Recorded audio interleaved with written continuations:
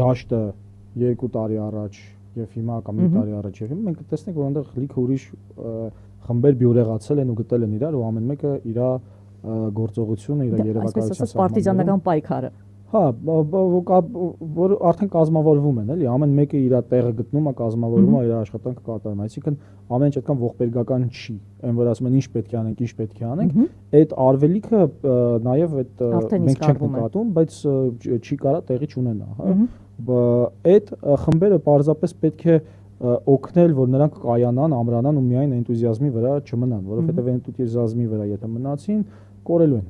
Ահա, կորելու են դաշտից գնան, այդ կարևոր բանի ենք գալի մենք, տես, երբ որ մենք խոսում ենք այն բոլոր կառույցների մասին, որոնք որ ստեղծվում էին ու առաջ էին տարվում, այդ թվում ռեսուրսային ապահովման, որովհետև կար դրսի շահագրգռված ուժեր այդ ամենը անելու։ Ներկայումս այս պահի դրությամբ մենք մնացել ենք մենակ մեր ճակատագրի հետ։